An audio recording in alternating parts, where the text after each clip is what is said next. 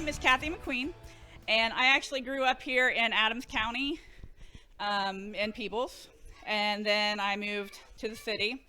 And I went through this big change of life where I worked for a bank for a really long time, and then they put me in a position where I was in a windowless building, and I said I can't do that anymore. And so I went back to school, and I ended up becoming a naturalist. So for the past 10 years, in the capacity of being a naturalist, a volunteer, and all these kind of things, that's what's brought me to the point where I am now. But I'm currently working for a school as a before and after program director for their school program before and after school. And that's because my daughter goes to that school, and that works out well for me. So we're going to talk today about connecting children and nature. I see we have at least one out there. I don't know where. Maybe another one in the back. Oh, wait, there he is. There's Sab. So anyway, the kids are where it all starts, right? So I need you guys to do an exercise with me. I need you to close your eyes and just take yourself back to when you were a kid and like a really super happy, fun memory that you had outside.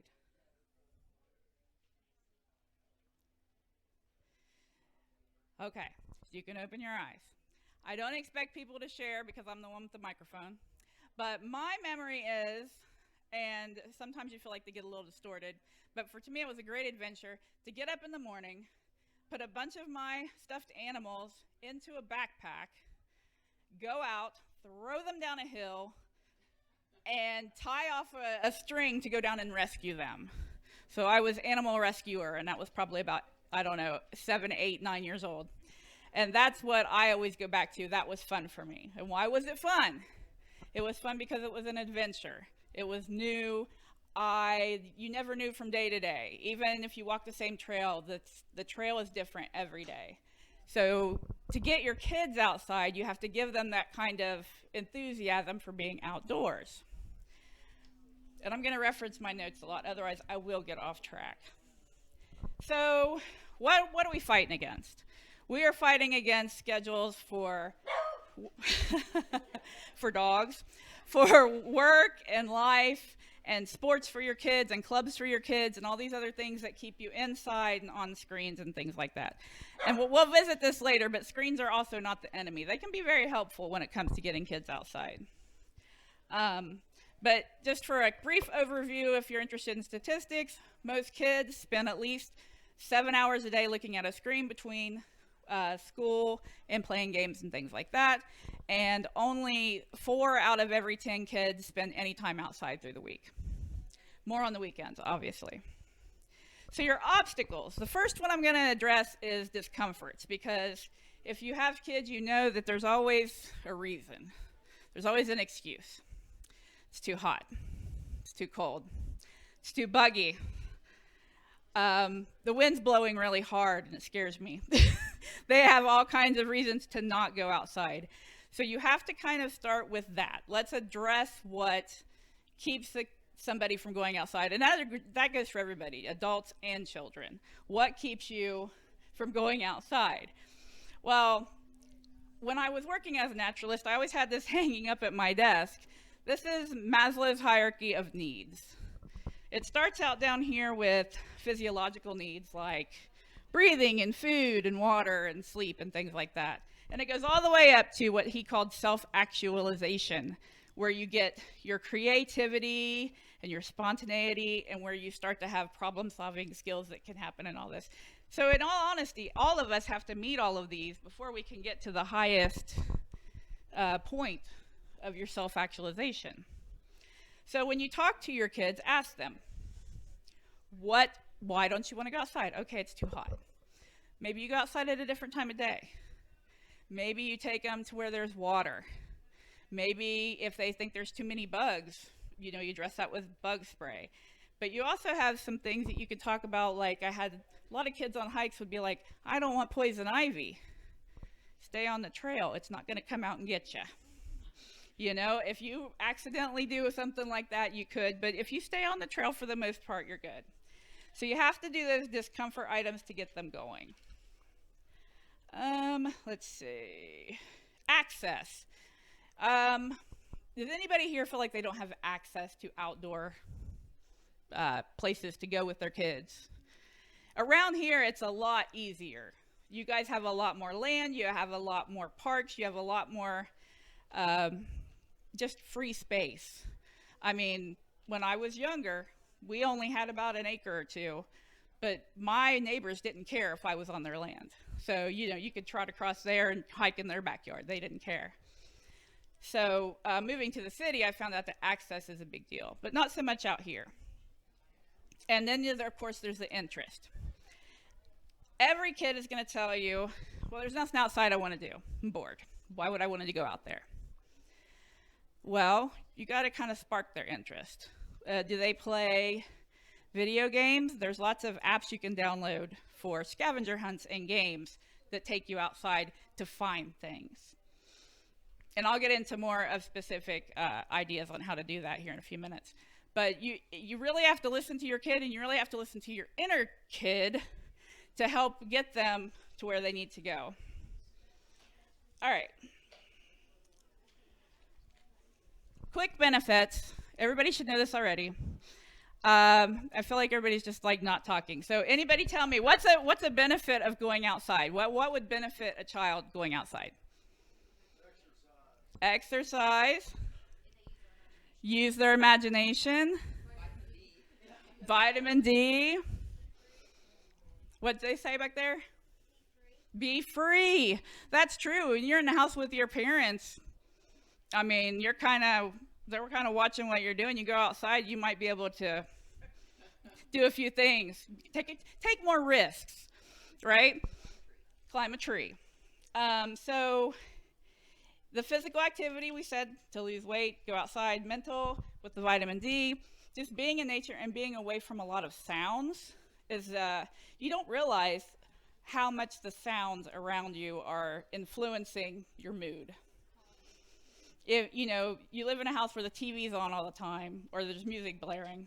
I walk out, I live in the city now, I walk outside, my neighbor from day to day goes from gangster rap to hip hop country, and I have to just go with whatever flow he wants, right? So it's also a stress reliever. Now I'm going to talk about alternative learning, because the kids today, because of the screens, they're getting told that they don't come up to par, let's say with grades and schoolwork and that kind of thing.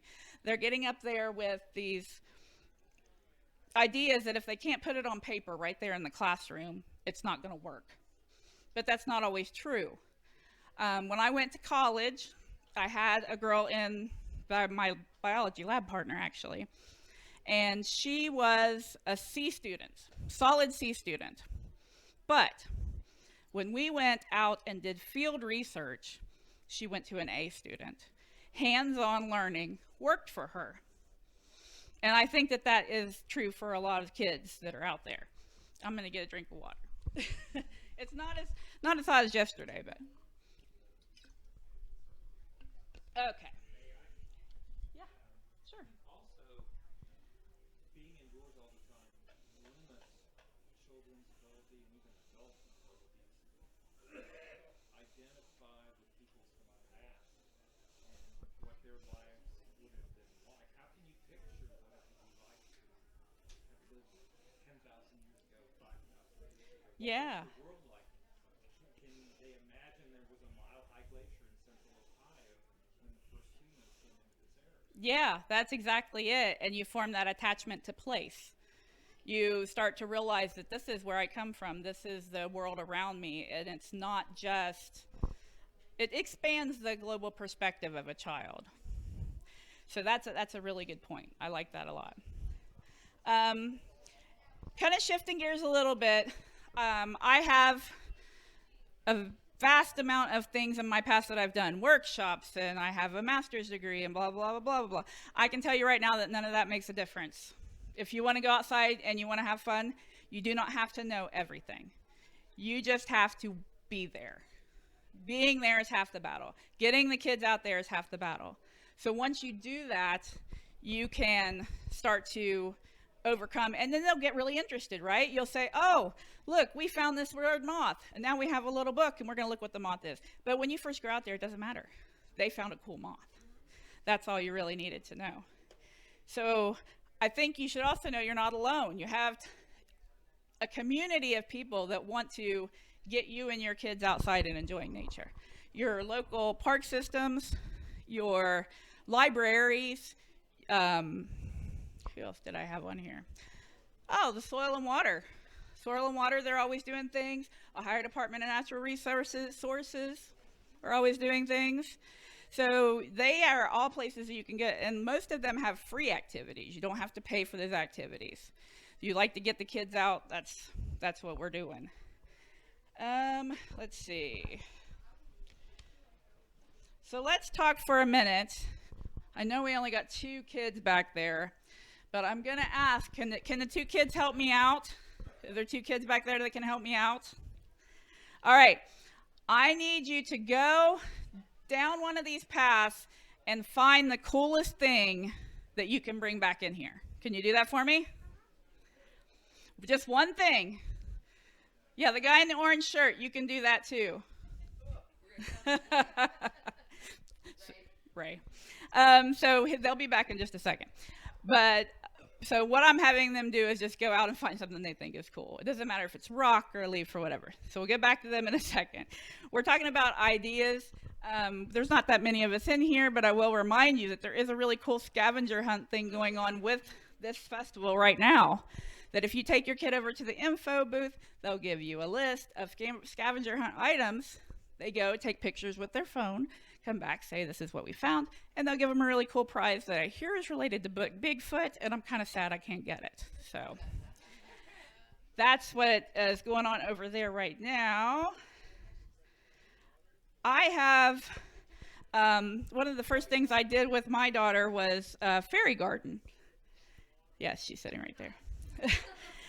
So when she was really little, we put a fairy garden outside, and she would gather moss, and she would gather rocks and sticks and things. I know that you can go and buy very pretty things for a fairy garden, but you can make them just really simply. And you would think, because we did that back when she was 3 or 4 years old, you would think that maybe she grew out of it. She's 11 now, but this past year, I went out at one of our trees. She had taken an old piece of wood that her dad had used for something and drew on it to make a door for this tree and put a little plant next to it so she could have her own little fairy garden back, which I thought she did that all on her own. So it does stick. Oh, The Secret Garden. That is a really good book. Yes, you definitely need.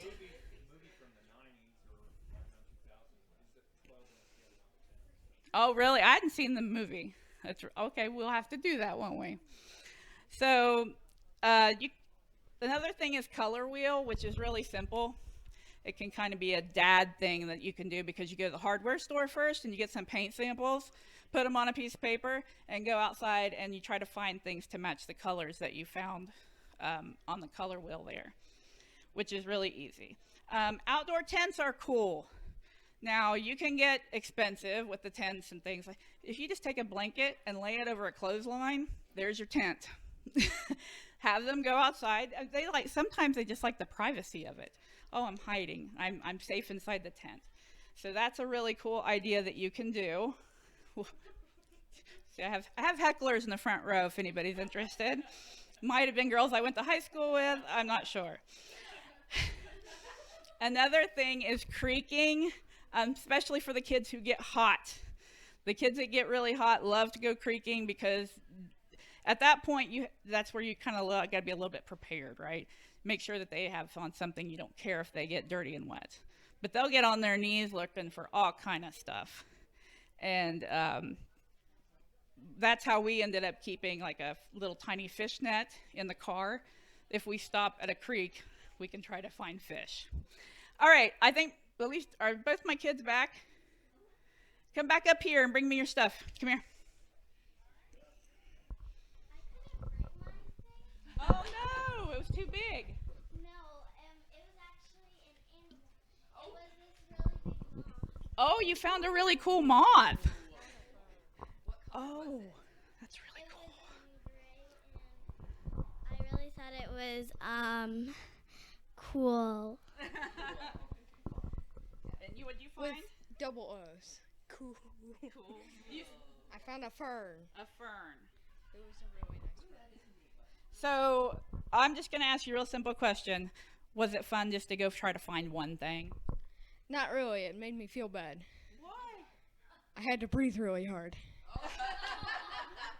Discomfort.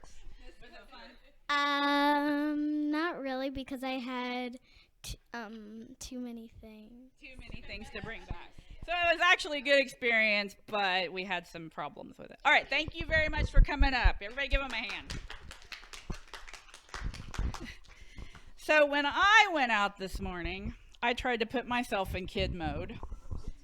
And so I found a couple things, and it's weird when you're an adult because you start, if you're interested in nature at all, you do start finding out the names of things and then, all these other facts and figures, and you start to forget that just, oh, I just like that because it's cool. And this is obviously very limp. But does anybody know what tree this is? Tulip tree. These are one of my favorite leaves. They just look really cool. And I had a kid tell me one time that it reminded them of a butterfly. An owl? Oh, the top with the ears. Yeah, so the top could be the ears standing up on the owl. See, you can get all kinds of stories out of a leaf. So that was one thing I thought was cool. What else we got? I always like the cedar because I'm tripping over this, aren't I? The smell. So you can get a smell factor out of this too. So not just feeling it, you think, oh, that's going to be really super sticky. But if you kind of just rub it in one direction, it's really soft. You go back the other way, a little bit prickly, but not bad.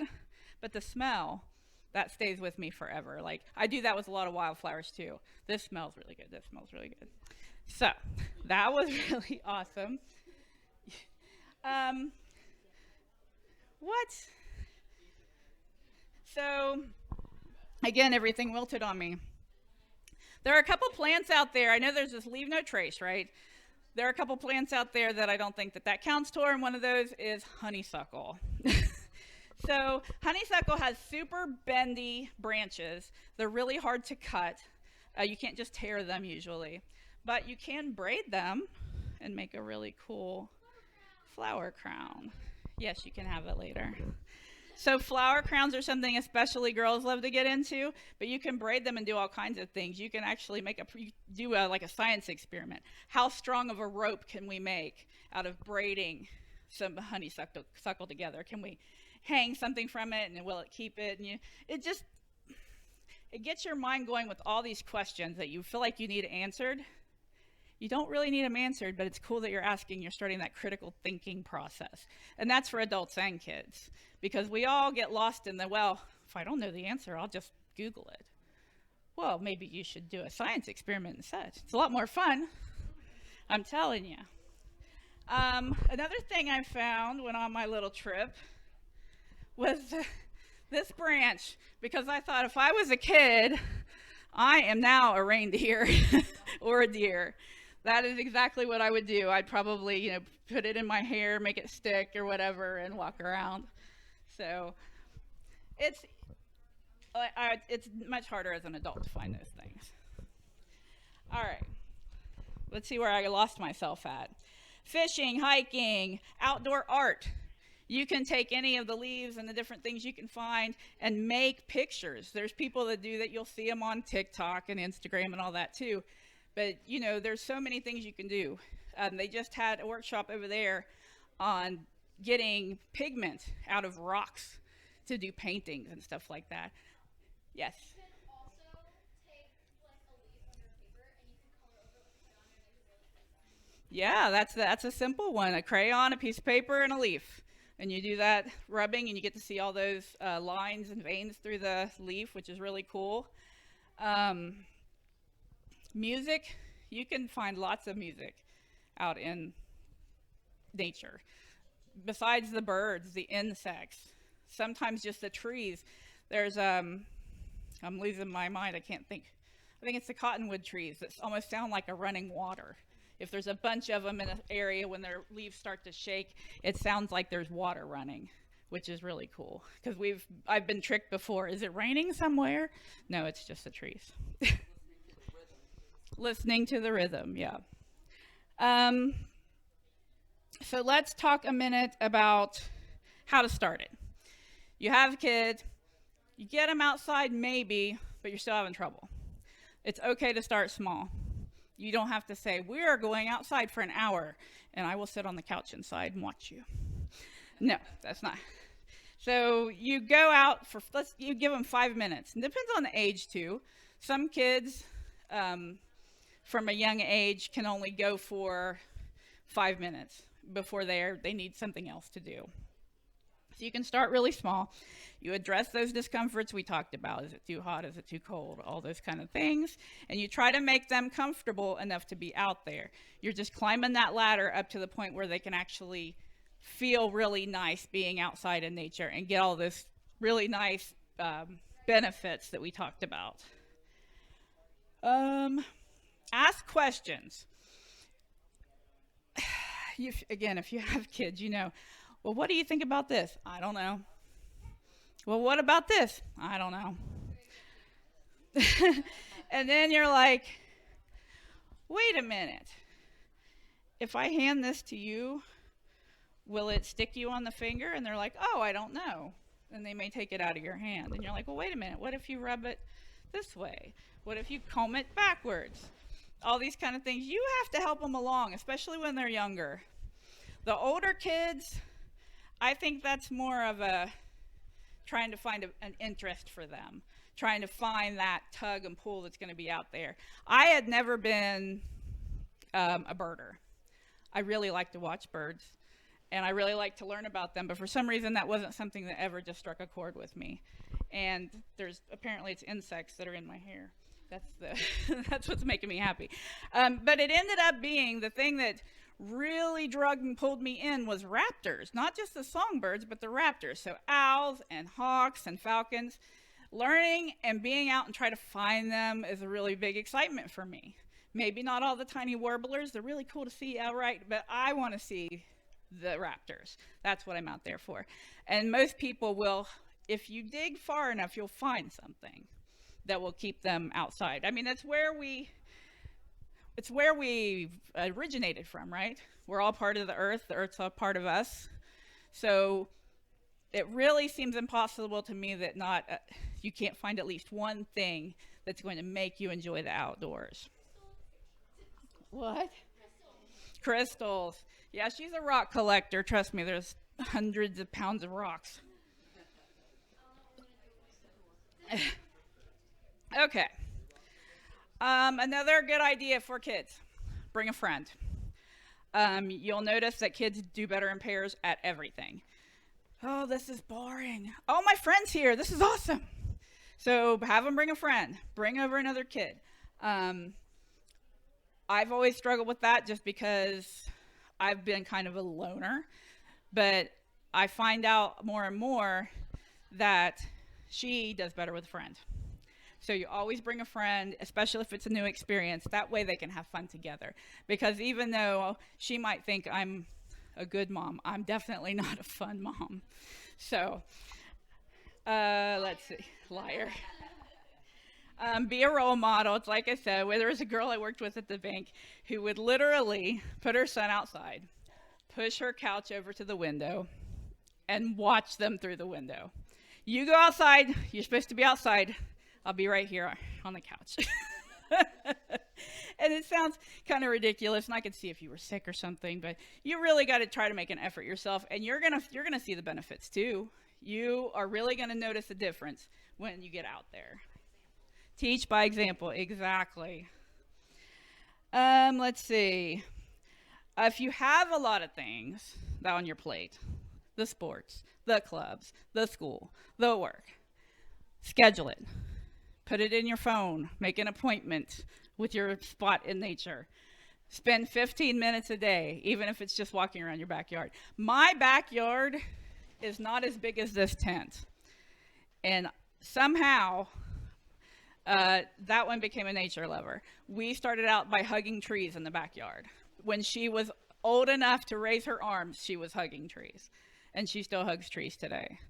So you don't need a big space to accomplish this either. And I'm kind of getting off subject, but we were talking about the tents and how they can be simple.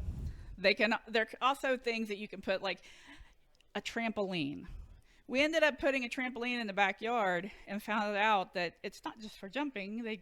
She'd go out there and read. She'd go out there and just hang out and look up at the sky and stuff like that. So good weather, you don't need a tent. Yeah, you can do the that's you're really getting into some high dollar stuff there. And that, you can when you do that, because you can buy them too. If you do the blankets, then you're fine. But I was thinking there is an actual tent you can buy to go over a trampoline. And I think that's pretty expensive. That's like going into an REI and saying, I've never hiked before. What do I need to buy? And they're like, these really nice boots and these really nice sticks and all this kind of stuff.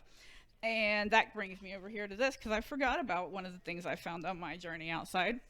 Stick. You've probably heard this if you've been around anybody who talks about nature, but this is not a stick. This is a wand. This is hold on, I have a volunteer from the audience. A bitty kadibby. She just did a thing from Harry Potter. So she said it was a wand. It could be a baton. It could be a lightsaber. It could be a fish. It could be your helicopter. A stick is everything. And at its very basic form, it's a walking stick, right? So sticks can be just as magical as everything else you see out there. Now, I was asked to bring some booklets. I never did find these booklets, but you may or may not have seen, but they have all these really cool booklets through the Division of Wildlife. There are a total of, I think I counted 19 or 20 different ones, and they're super easy to use. They're easy to put in a bag, and they're free. If you go to a state park, they will have them there. Fairs have them. Anywhere that there's an ODNR representative. But you also have the option of calling the Ohio Division of Wildlife and asking them to send you some. They may not be able to send you all of them, but they'll send you what they can. And when you pay for a special wildlife license plate, and I think it's the stamps, you can buy a stamp. But anyway, all that money goes towards these books. So they're raising money to give the public these books for free. And they haven't missed a trick. There's so many cool books. There's actually one on lichens, which I thought was fabulous because nobody talks about lichens. Yeah, so they have a book about lichens, and it's one of the thicker ones. There's like so many. That's one of the newer ones. Trying to think what's.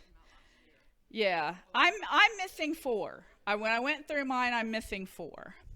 I also wanted to kind of encourage these kind of identifications if you're going to take and go outside. These are laminated. So this one's trees and shrubs, and it goes all the way out. And it's a really quick guide. You can get this in everything. I have common roadside invasives. I've got birds, animal tracks, pond life. So, and there's much more. That's not all that there is out there. If you feel like you need to name things, when you get to that point, it's always, I can put this in my back pocket and you can get it wet, so it's no big deal. Trying to think if I covered everything. Is there apps on the phone? What? Yeah, ODNR has the apps for those. You can just download all those books. Okay. And like the stargazing app that we used last night, and just different ones. I mean, even if you're if your phone's not Yeah. I didn't know that there was some specifically for that book collection. Okay. There's a couple of general apps too that I use. There's a Seek app where you can take a picture of it and I'll tell you what it is. Oh, yeah. And then there's also a Merlin bird ID. Yeah, Merlin's a good one. Sounds of the birds and it'll tell you what it is too. Delcy actually just posted this on Facebook. If you have an iPhone and you take a picture of any plant, you can actually kind of finger up and it'll show you, find this plant, and it'll go out there and find a picture of it on the internet and tell you what your plant is. And it's on the Google phones too, Androids. Okay. Yeah, I had no idea that existed. I was paying for a plant app, so I canceled that. That wasn't working right. So that's really kind of all I had. I'm gonna pass it off for a second. So come on up here. This is Jennifer Fletcher. Jennifer Fletcher. I grew up with her, so. But she had kids in Scouts, and she's actively involved locally. I live in Middletown, so I have not been local for a while, but she's still here local, and she has some tips on what she did to kind of keep herself prepared for outdoor experiences. I was like, what am I talking about? We've discussed this back and forth, like, am I going to say anything or not? But so she just wanted me to mention some things local. And I talked to my boys. I have 2 boys, and we did Cub Scouts. And I kind of wanted to know, like, what was their favorite memory. And they said just going down to the creek, just a local creek. And one thing that's good about Adams County is our access to Brush Creek. We have several places that you can just go to, and if you have a canoe or Moondoggy will take you or whatever, you can get to the water, and our water is it's free access. You know, once you're on the bank, you're on people's property, but the water you can stay on. So they really enjoyed that. So I was always prepared with my sons and their friends and the Scouts and stuff to just go to a park, go to the water. I had a backpack in my van that I kept balls and fishing line and just different things that they could do just really quickly. My fishing pole was one of the short ones just for kids. You know, a lot of times, you know, the dads think we have to get all the best equipment and catch the biggest fish. Kids don't care anything about that. You can catch a bug and stick it on the line and go fishing. So we were just always prepared for that. And we were always prepared for a picnic too. Go through the drive-through, and I always kept a tablecloth in the car so that, you know, you could just throw that over the picnic table and eat outside. And I had more trouble getting my sons inside than I did outside. And I think that's, you know, a lot of us here is probably more like that, but we all know the kids that that don't want to go out. And I think that's the point of the whole thing was like, what do we do with your friend that doesn't want to go outside? Well, keep it simple, you know, make it as simple as possible. And, you know, Adams Lake is a great place to go. We always had good luck with all of the kids there just because it's mowed. There's a playground, Rocky Fork as well, and it's just super easy to get them out there and play games and play in the water a little bit and just be in the sunshine and get some vitamin D. So, I don't know. Okay. Another thing I wanted to mention is I have traveled a little bit in my life, not excessively, I guess. But I've traveled in terms of learning from other countries about their problems with environmental education and getting kids outside. And it is a universal problem. It's not just here in the United States. You go to Australia, they're having the problem. They go to Costa Rica, they're having the problem. It's, and I think it all does go back to what you mentioned, which was attachment to place. You're not going to want to protect something that you don't love. So you got to get them out there because we need to protect our spaces, our clean water. Oh my goodness. So many places don't have clean water. We are so lucky. Extremely lucky. I spent 2 weeks in the Mexican desert. And when they told you that you could go clean up, they gave you a bucket of water that had been sitting out and was full of bugs. This is your water that you clean up with because you don't use water you could drink to clean up. and when you were excited when you knew that somebody had went into town to get water to bring back to drink. So it's an experience to know. When I came back from Mexico, was driving past a fast food restaurant, and there's a guy out there, and he's got a watering hose, and he's spraying off the parking lot, cleaning everything up with perfectly good drinking water. Our perfectly good drinking water being used to clean off a parking lot. And it was just at that moment I was like, the people in these other countries would die for that. They would love to have such an excess of drinking water that they could clean off a parking lot. So, and I could go on and on for that, but I won't get off on my soapbox. Is there anybody that has questions about what we've talked about? Oh yeah, absolutely. Oh, okay, cool.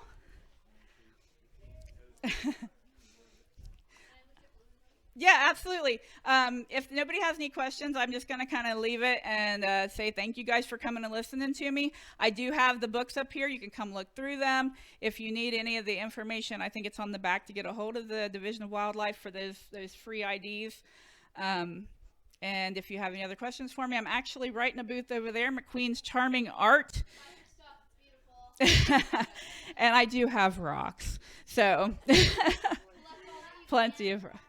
Oh, yeah, rocks are good. Okay. Thank you, guys.